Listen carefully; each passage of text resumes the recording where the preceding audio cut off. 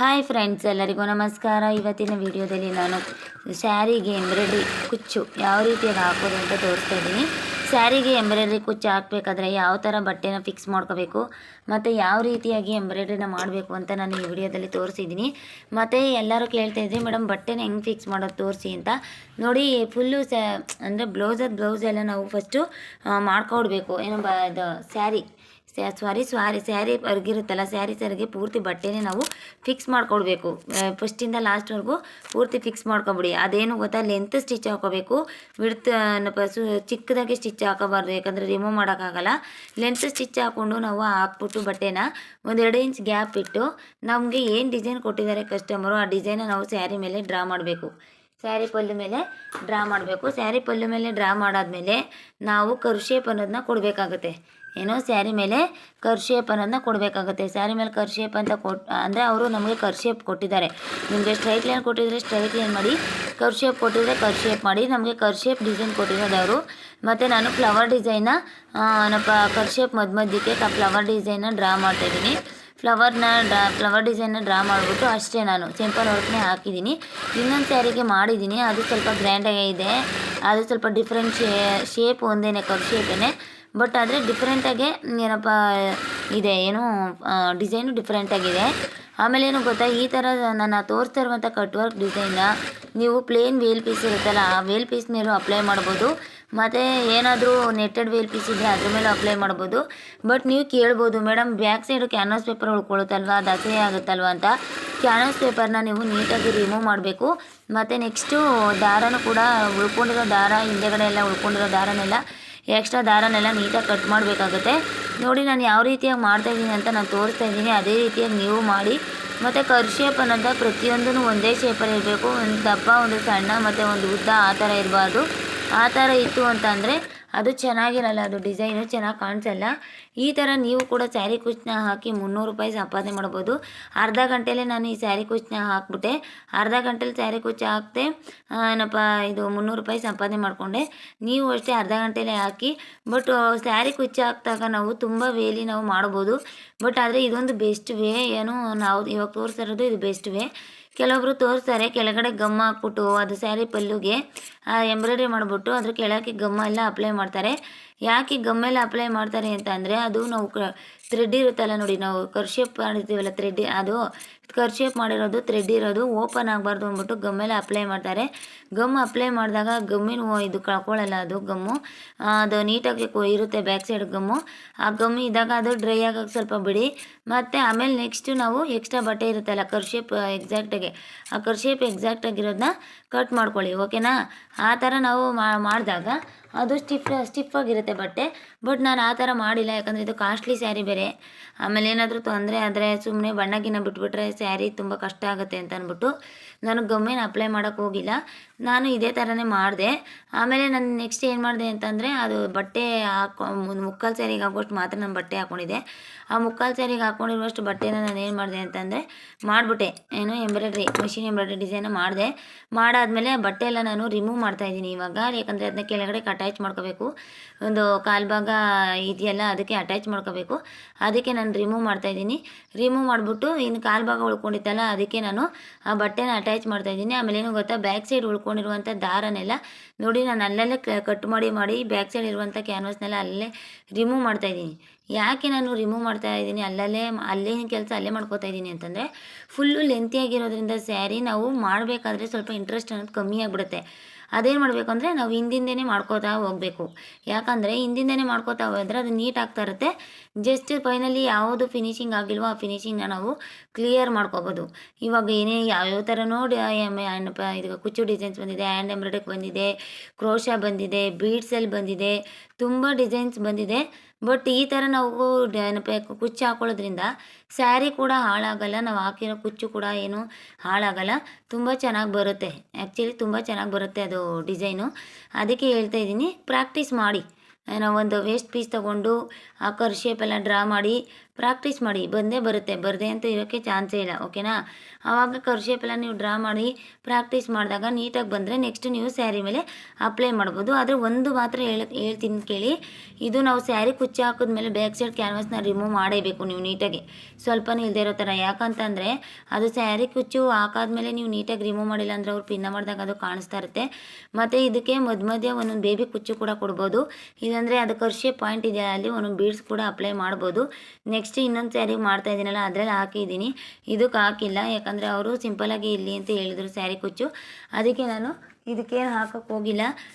ಇದು ಪಿನ್ನ ಮಾಡಿಕೊಂಡ್ರೆ ತುಂಬ ಚೆನ್ನಾಗಿ ಕಾಣಿಸುತ್ತೆ. ಮತ್ತು ಸ್ಯಾರಿ ಹಾಫ್ ಸ್ಯಾರಿಗೆ ಈ ಥರ ವರ್ಕೆಲ್ಲ ಹಾಕ್ಬೋದು, ಏನು ತೊಂದರೆ ಇಲ್ಲ, ಈ ಮಿಷಿನೆಲ್ಲ ಹಾಕ್ಬೋದು.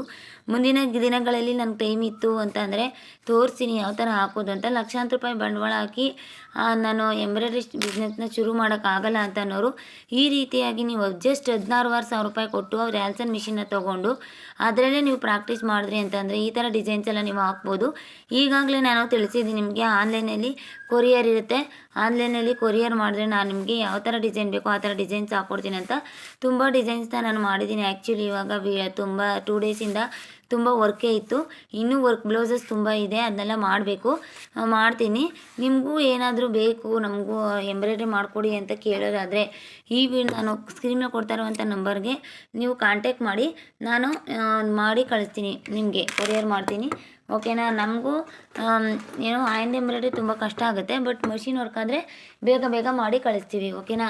ತುಂಬ ಯಾವ ಥರ ಡಿಸೈನ್ ಇದ್ದರೂ ಓಕೆ, ನಾವು ಮಾಡಿ ಕಳಿಸ್ತೀವಿ. ಬಟ್ ಮಷಿನ್ ಕಂಪ್ಯೂಟರ್ ಎಂಬ್ರಾಯ್ಡ್ರಿ ಇದ್ರೇ ಬಿಸ್ನೆಸ್ ಮಾಡಬೇಕು ಅನ್ನೋದೇನಿಲ್ಲ, ಇಲ್ಲದೇ ಇದ್ದರೂ ಕೂಡ ಬಿಸ್ನೆಸ್ ಮಾಡ್ಬೋದು.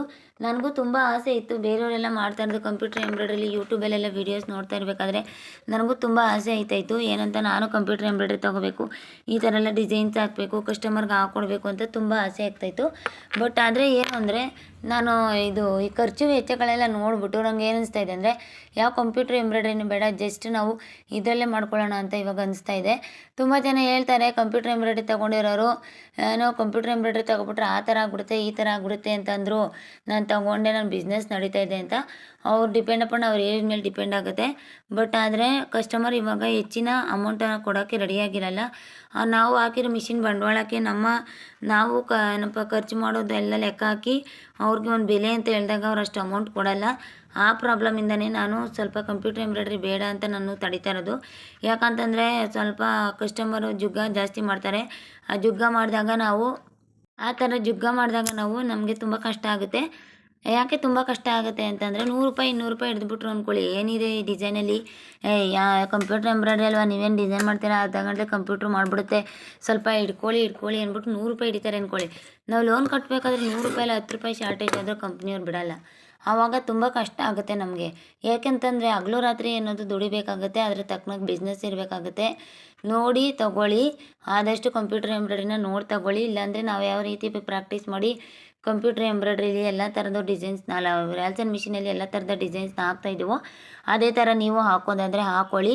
ಯಾಕಂತಂದರೆ ನಾವು ಪ್ರಾಕ್ಟೀಸ್ ಮೇಕ್ಸ್ ಮ್ಯಾನ್ ಪರ್ಫೆಕ್ಟ್ ಅಂತ ಹೇಳ್ತಾರೆ. ಪ್ರಾಕ್ಟೀಸ್ ಮಾಡಿದ್ರೆ ಯಾವುದೊಂದು ವಿದ್ಯೆನೂ ನಾವು ಕಲಿತೇ ಇರೋಕ್ಕಾಗಲ್ಲ, ಕಲಿತೀವಿ ಅನ್ನೋ ಕಾನ್ಫಿಡೆನ್ಸ್ ನಮ್ಮಲ್ಲಿರಬೇಕಷ್ಟೇ.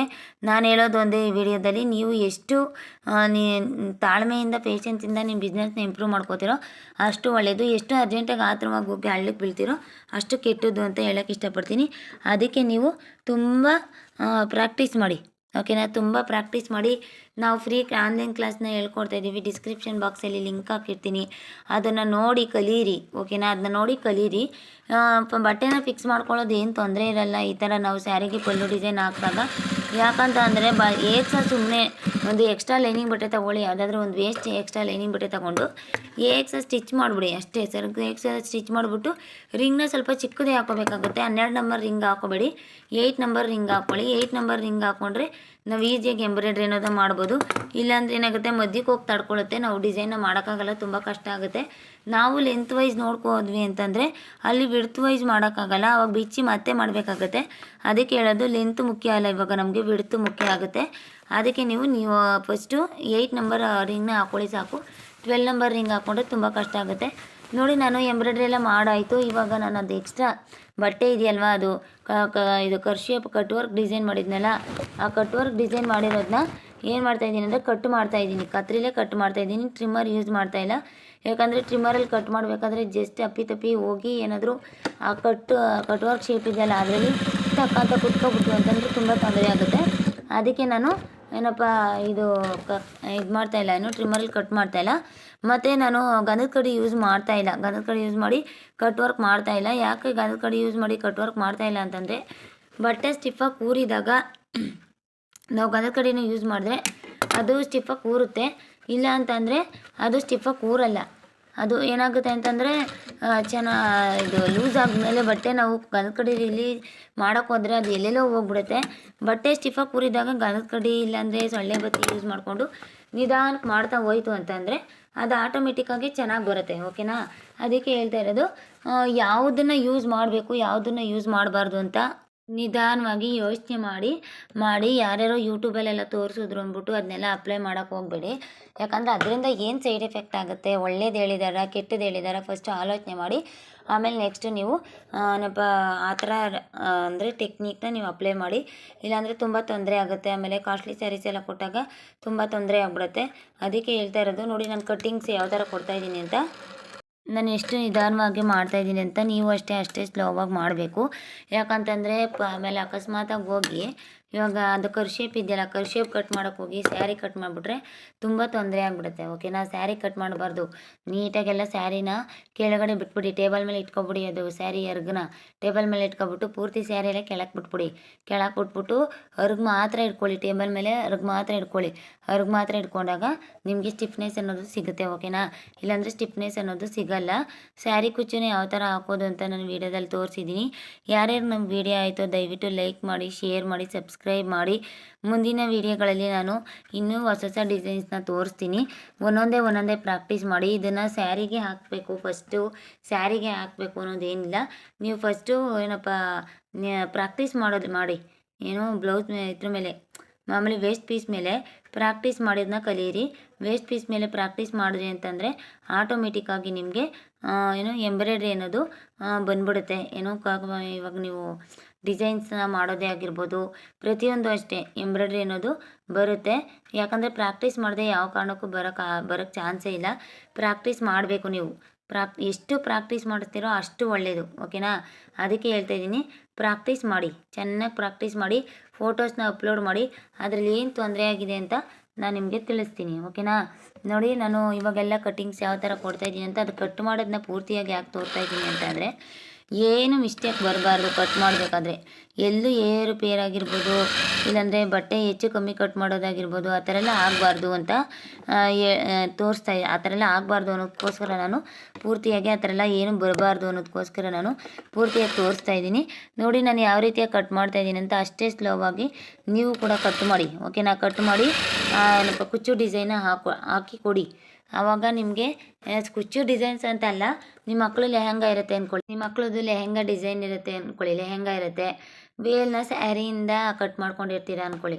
ವೇಲ್ನ ಸ್ಯಾರಿಯಿಂದ ಕಟ್ ಮಾಡ್ಕೊಂಡಿರ್ಬೇಕಾದ್ರೆ ವೇಲ್ಗೇನು ಡಿಸೈನ್ ಇರಲ್ಲ, ಪ್ಲೇನ್ ಇರುತ್ತೆ. ಆವಾಗ ನೀವು ಈ ಥರ ಡಿಸೈನ್ಸ್ ಏನಾದರೂ ವರ್ಕ್ ಹಾಕ್ಬಿಟ್ಟು ಮಕ್ಕಳಿಗೆ ಸ್ಯಾರಿ ಪಿನ್ನ ಮಾಡಿದ್ರೆ, ಮಾಮೂಲಿ ಅರ್ಗು ಪಿನ್ನ ಮಾಡಿದ್ರೆ ತುಂಬ ಚೆನ್ನಾಗಿರುತ್ತೆ. ಓಕೆನಾ? ತುಂಬ ಚೆನ್ನಾಗಿ ಬರುತ್ತೆ. ಅದು ಆ್ಯಕ್ಚುಲಿ ತುಂಬ ಚೆನ್ನಾಗಿ ಬರುತ್ತೆ ಡಿಸೈನು. ಯಾಕಂದರೆ ಡಿಸೈನ್ ಆಗುತ್ತೆ, ಸ್ಯಾರಿಗೆ ಏನಪ್ಪ ಪಲ್ಲುನಾಗುತ್ತೆ. ರೆಡಿಮೇಡ್ ಡ್ರೆಸ್ ಥರ ನಾವು ಪ್ರಿಪೇರ್ ಮಾಡ್ಬೋದು. ಓಕೆನಾ? ರೆಡಿಮೇಡ್ ಡ್ರೆಸ್ ಥರ ನಾವು ಪ್ರಿಪೇರ್ ಮಾಡಿ ಅವ್ರಿಗೆ ವೇರ್ ಮಾಡಿದ್ರೆ ನಾವು ರೆಡಿಮೇಡ್ ಡ್ರೆಸ್ ತಗೊಳ್ಳೋ ಅವಶ್ಯಕತೆನೇ ಇರಲ್ಲ. ನಾವೇ ಎಲ್ಲ ರೀತಿಯಾದ ಡಿಸೈನ್ಸ್ನ ಮಾಡ್ಬೋದು. ಓಕೆನಾ? ಇದ್ರ ಮಧ್ಯ ಫ್ಲವರ್ ಒಂದೇ ಡಿಸೈನ್ ಅಂತಲ್ಲ, ಮ್ಯಾಂಗೋ ಕೊಡ್ಬೋದು, ನೆಕ್ಸ್ಟು ಡಾಟ್ ಥರ ಕೊಡ್ಬೋದು, ಆಮೇಲೆ ಲೀಫ್ ಡಿಸೈನ್ ಕೊಡ್ಬೋದು. ಯಾವ್ಯಾವ ಥರ ಡಿಸೈನ್ ಬೇಕು ಎಲ್ಲ ಥರ ಡಿಸೈನು ಮಾಡ್ಬೋದು. ಆದರೆ ನಾವು ಮನಸ್ಸಿಟ್ಟು ಕಲಿಬೇಕಷ್ಟೇ. ನಾವು ಎಷ್ಟು ಮನಸ್ಸಿಟ್ಟು ಕಲಿತೀವೋ ಅಷ್ಟು ನಮಗೆ ಒಳ್ಳೆಯದಾಗುತ್ತೆ. ಯಾಕಂದರೆ ಮುಂದೆ ನಾವು ಡಿಸೈನ್ಸ್ ಅನ್ನೋದನ್ನ ನೀಟಾಗೆ ಪ್ರಾಕ್ಟೀಸ್ ಮಾಡಿ ಅಪ್ಲೈ ಮಾಡಿದ್ವಿ ಅಂತಂದರೆ ನಮ್ಗೆ ಒಳ್ಳೆ ಫ್ಯೂಚರ್ ಅನ್ನೋದು ಸಿಗುತ್ತೆ. ಓಕೆನಾ? ನೀವು ಇದೇ ಥರನೇ ಪ್ರಾಕ್ಟೀಸ್ ಮಾಡಿ ನೀವು ಫೋಟೋಸ್ನ ಅಪ್ಲೋಡ್ ಮಾಡಿದ್ರಿ ಅಂತಂದರೆ ನಾನು ವಾಟ್ಸಪ್ಪಲ್ಲಿ ನಾನು ನಿಮಗೆ ರಿಪ್ಲೈ ಕೊಡ್ತೀನಿ.